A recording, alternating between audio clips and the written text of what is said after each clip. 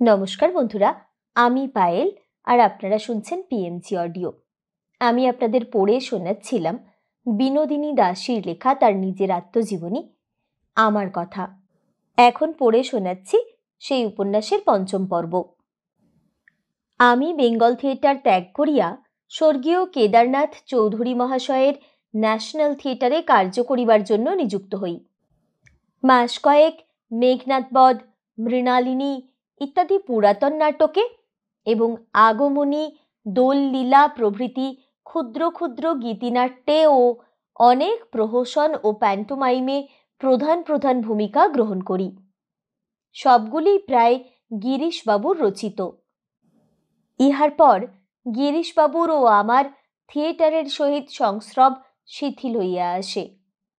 ওই সময়ে ন্যাশনাল থিয়েটারের দুর্দশা। অল্প দিনের মধ্যেই থিয়েটার নিলামে বিক্রয় হওয়ায় প্রতাপচাঁদ জহুরি নামক জনৈক মারোয়ারি অধিকারী হইলেন। প্রতাপচাঁদ বাবুর অধীনে থিয়েটারের নাম ন্যাশনাল থিয়েটারই রহিল। গিরিশবাবু পুনর্বার ম্যানেজার হইলেন। এই থিয়েটারের প্রথম অভিনয় স্বর্গীয় কবিবর সুরেন্দ্রনাথ মজুমদার বিরচিত হামির। ইহার নায়িকার ভূমিকা আমার ছিল। কিন্তু তখন ন্যাশনালের দুর্নাম রটিয়াছে। অতি ধুমধামের সহিত সাজ সরঞ্জাম প্রস্তুত হইয়া অভিনয় হইলেও অধিক দর্শক আকর্ষিত হইল না।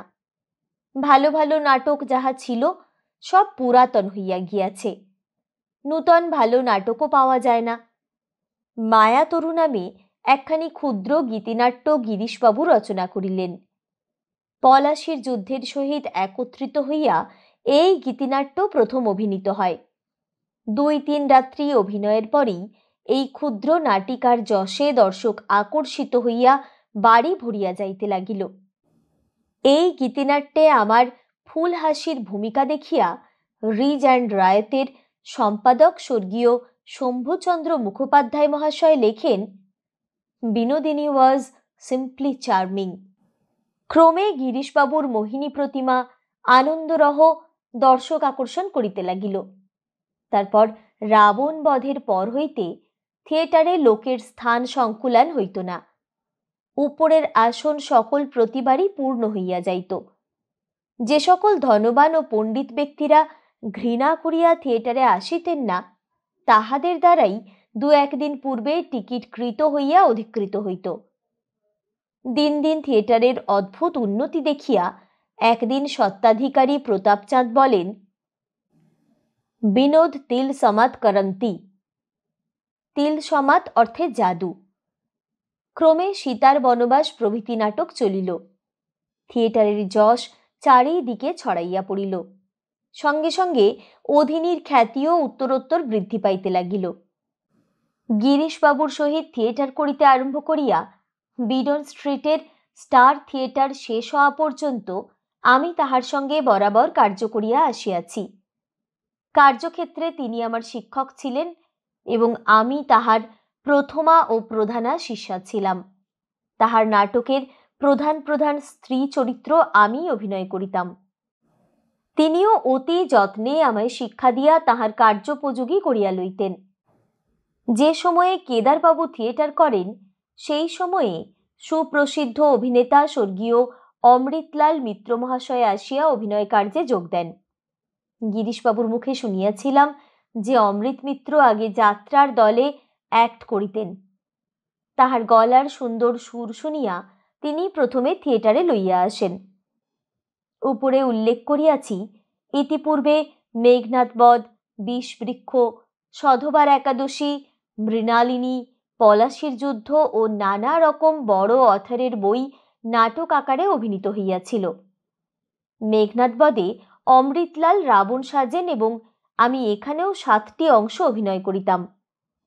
গিরিশবাবু মেঘনাদ ও রাম, মৃণালিনীতে গিরিশবাবু পশুপতি, আমি মনোরমা, দুর্গেশ নন্দিনীতে গিরিশবাবু জগৎ সিংহ, আমি আয়েশা, বিষবৃক্ষে গিরিশবাবু নগেন্দ্রনাথ, আমি কুন্দনন্দিনী, পলাশীর যুদ্ধে গিরিশবাবু ক্লাইভ, আমি ব্রিটেনিয়া, অমৃত মিত্র জগৎ শেঠ ও কাদম্বিনী রানী ভবানী।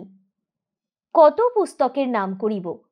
সকল পুস্তকেই আমার, গিরিশবাবুর, অমৃত মিত্রের, অমৃত বসু মহাশয়ের এই সকল বড় বড় পাঠ থাকিত। গিরিশবাবু আমাকে পাঠ অভিনয়ের জন্য অতি যত্নের সহিত শিক্ষা দিতেন। তাহার শিক্ষা দিবার প্রণালী বড় সুন্দর ছিল। তিনি প্রথম পাঠগুলির ভাব বুঝাইয়া দিতেন, তাহার পর পাঠ মুখস্থ করিতে বলিতেন।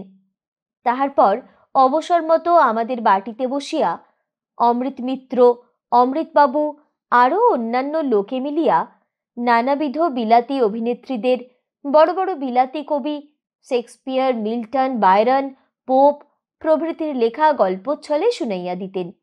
আবার কখনো তাদের পুস্তক লইয়া পড়িয়া পড়িয়া বুঝাইতেন। নানাবিধ হাবভাবের কথা এক এক করিয়া শিখাইয়া দিতেন।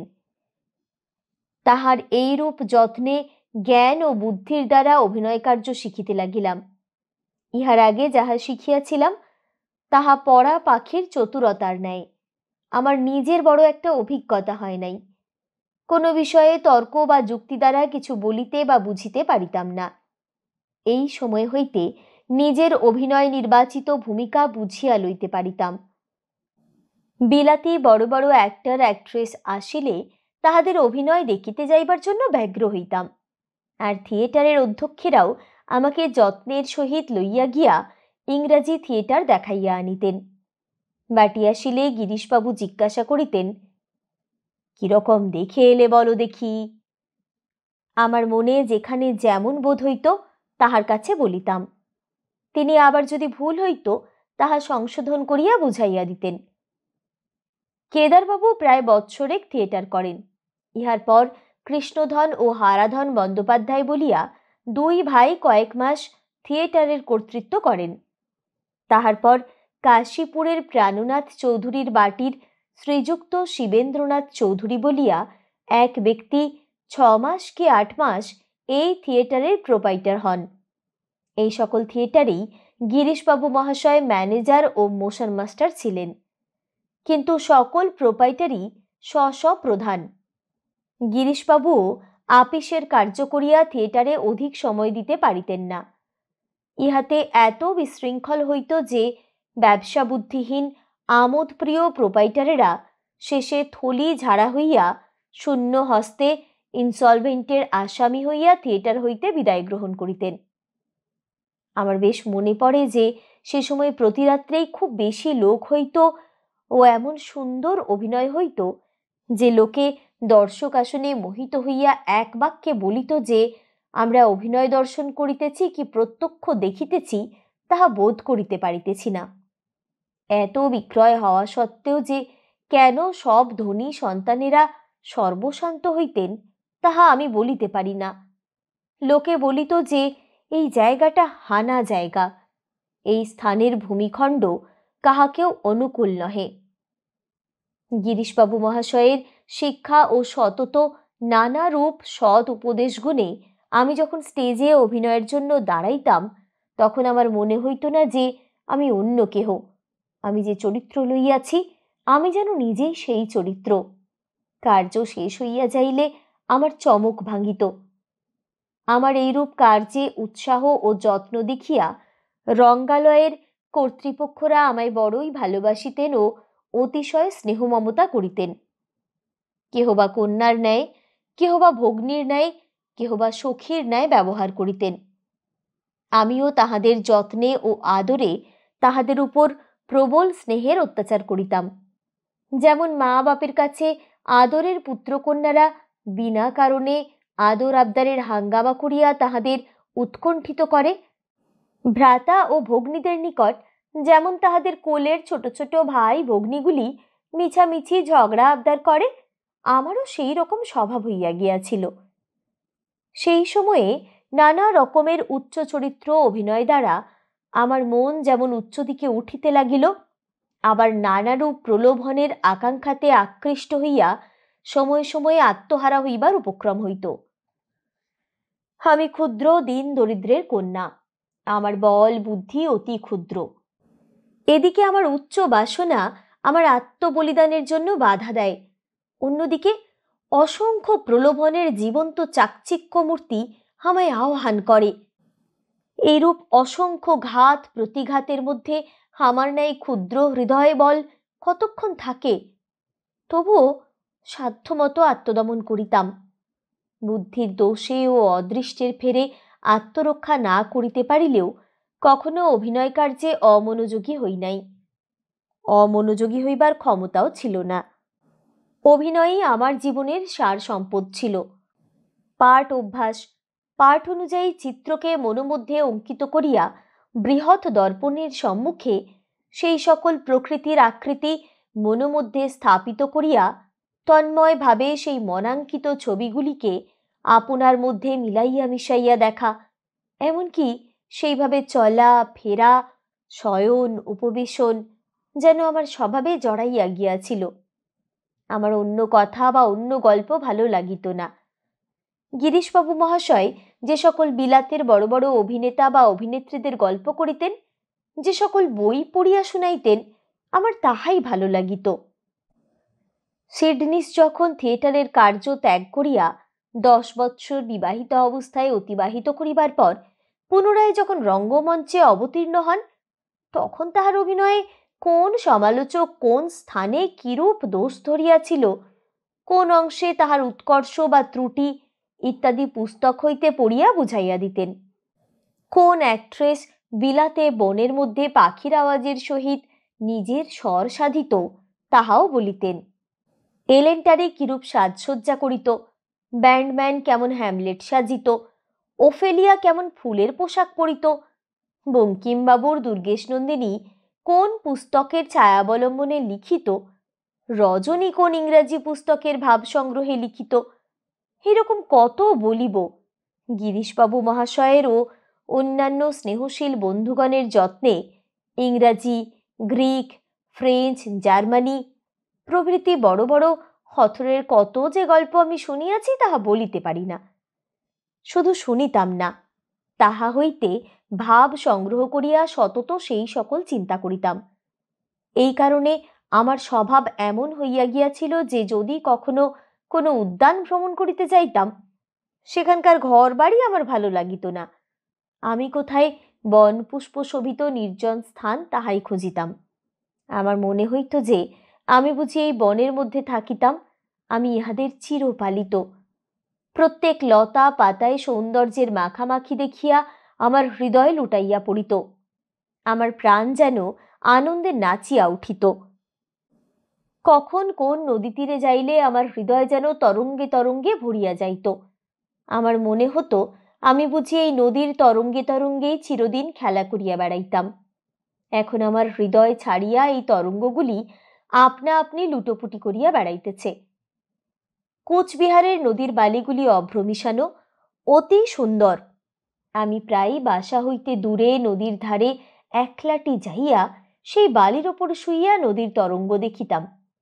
আমার মনে হইত উহারা বুঝিয়ে আমার সহিত কথা কহিতেছে।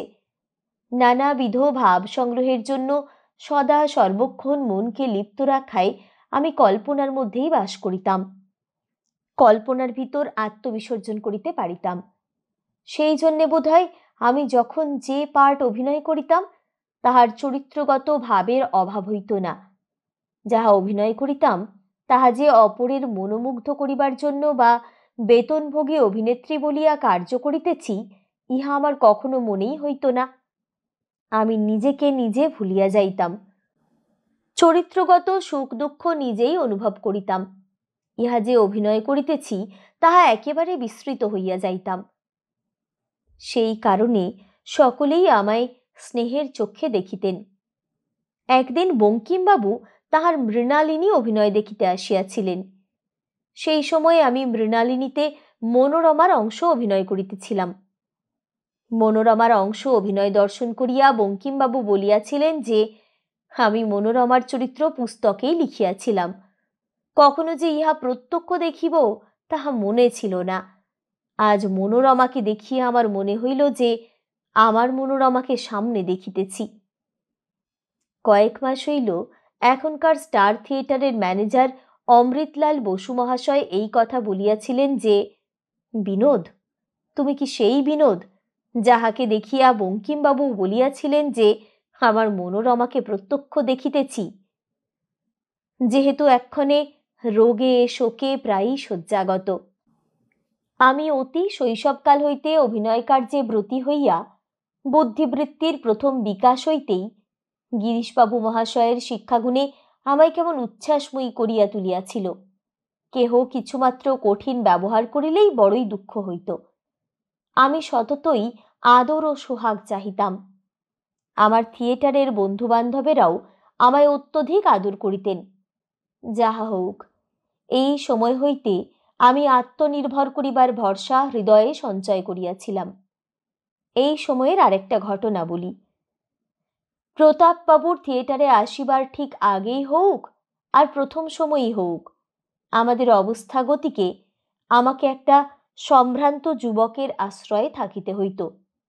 তিনি অতিশয় সজ্জন ছিলেন, তাহার স্বভাব অতিশয় সুন্দর ছিল এবং আমাকে অন্তরের সহিত স্নেহ করিতেন। তাহার অকৃত্রিম স্নেহগুণে আমায় তাহার কতক অধীন হইতে হইয়াছিল।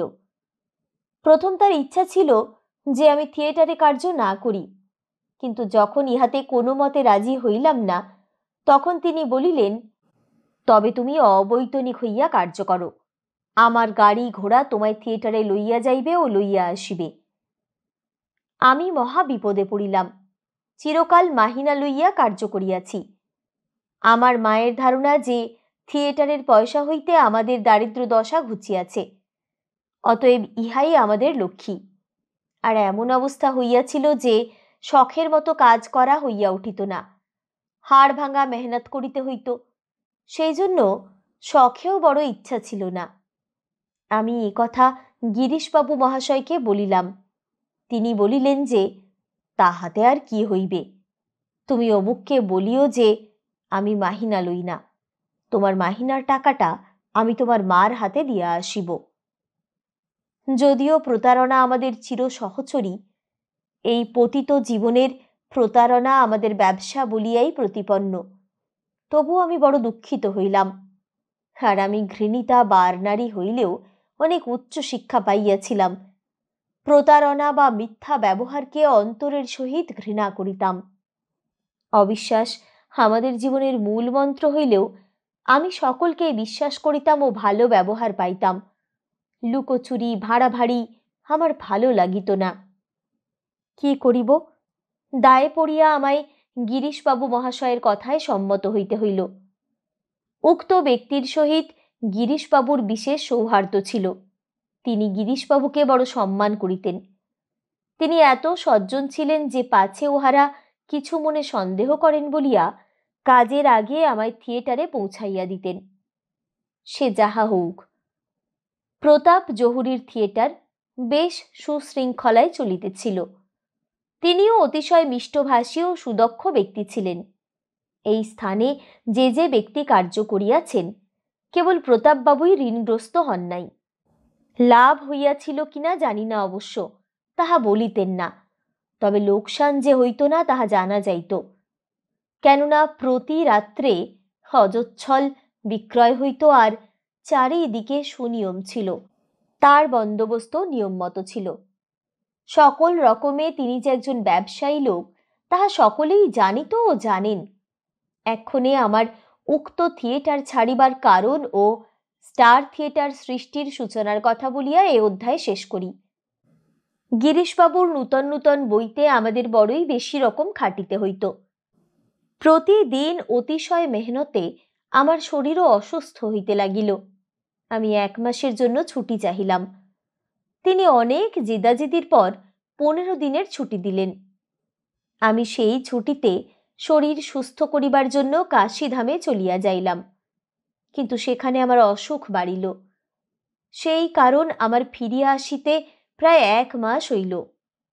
এখানে আসিয়া পুনরায় থিয়েটারে যোগ দিলাম, কিন্তু শুনিলাম যে প্রতাপবাবু আমার ছুটির সময়ের মাহিনা দিতে চাহেন না। গিরিশবাবু বলিলেন, এই ছুটির মাহিনা না দিলে বিনোদ কাজ করিবে না, তখন বড় মুশকিল হইবে। যদিও স্পষ্ট শুনি নাই, তবু এই রকম শুনিয়া আমার সর্বাঙ্গ জ্বলিয়া গেল, বড় রাগ হইল। আমার একটুতে যেন মনের ভিতর আগুন লাগিয়া যাইত। আমি চোখে কিছু দেখিতে পাইতাম না। সেই দিনই প্রতাপবাবু ভিতরে আসিলে আমি আমার মাহিনা চাহিলাম। তিনি হাসিয়া বলিলেন, মাহিনা ক্যা, তোমরে তো কাম নেহি কিয়া। বটে, মাহিনা দিবেন না বলিয়া চলিয়া আসিলাম, আর গেলাম না।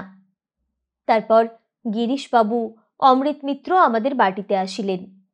আমি তখন গিরিশবাবুকে বলিলাম যে, মহাশয়, আমার বেশি মাহিনা চাহি, আর যে টাকা বাকি পড়িয়াছে তাহা চুক্তি করিয়া চাহি, নচেত কাজ করিব না। তখন অমৃত মিত্র বলিলেন, দেখো বিনোদ, এখন গোল করিও না। একজন মারোয়ারির সন্তান একটি নূতন থিয়েটার করিতে চাহে, যত টাকা খরচ হয় সে করিবে। এখন কিছুদিন চুপ করিয়া থাকো, দেখি কতদূর কি হয়। এইখান হইতেই স্টার থিয়েটার হইবার সূত্রপাত আরম্ভ হইল। আমিও গিরিশবাবুর কথা অনুযায়ী আর প্রতাপবাবুকে কিছু বলিলাম না, তবে ভিতরে ভিতরে সংবাদ লইতে লাগিলাম কে লোক নূতন থিয়েটার করিতে চাহে।